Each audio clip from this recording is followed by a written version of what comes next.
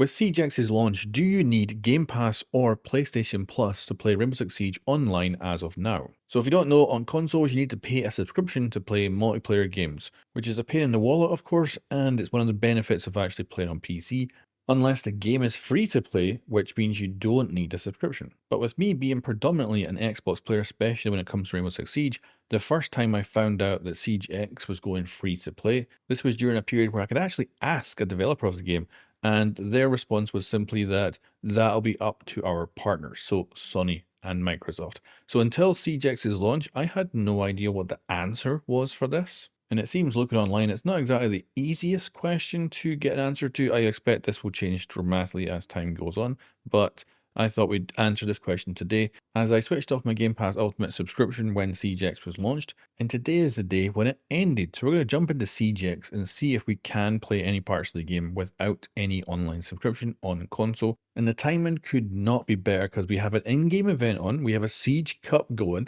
so it's all perfect. So first of all, Showdown, we can queue up and start playing for this without any kind of subscription on Xbox, which is beautiful. So you can play this for free. That includes the game and the online play, which is brilliant. And then Dual Front, we can queue up for this and also play it for free with no need for a subscription.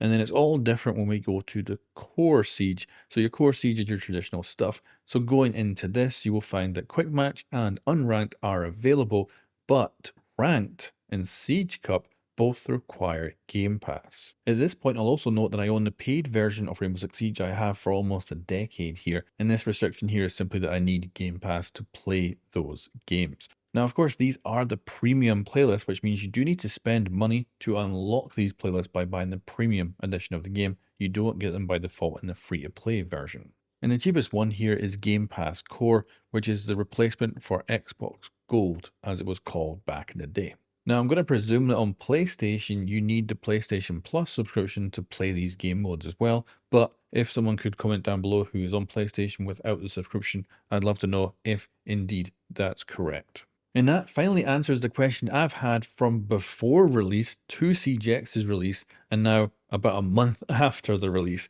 So it's very good to actually have an answer. Unfortunately, it's not just a simple yes or no. I'd prefer if it was, but it's still simple in its own way, which is that if it's a free-to-play playlist, which you don't need to buy the premium edition to play, then you can play without the subscription on console, which is great. And if it's part of the premium playlist, so Rank and Siege Cup, then you will require Game Pass to play. Now, I will add on here that I wish it was a yes or no answer rather than being a split. And the reason I say this is the only reason there's a premium edition of Rainbow Six Siege is to try and keep cheaters out. Now, it's of course a tiny little hurdle, but the idea is if you just add a little hurdle, it'll stop at least some cheaters. And that's the only reason there is a premium edition of the game. Otherwise, it would have been fully free to play. And I very much wish that Microsoft and Sony just looked at the game as one thing, right? That you could just say, hey, it's free to play, or partially free to play. Let's just make the whole thing available to everybody, the entire lot. So if you own the premium version, own the free version,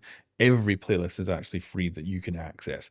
I do kind of wish that it was actually set up like that, because this is kind of one of those corporate choices. It just adds a bit of complication where I don't think it's really required. You can understand why they've chosen it, but just there's also the reasoning that you don't really need to actually add that extra complexity at all to it. And personally for Siege X, I wish there was no need for an online subscription to play all of the multiplayer game modes.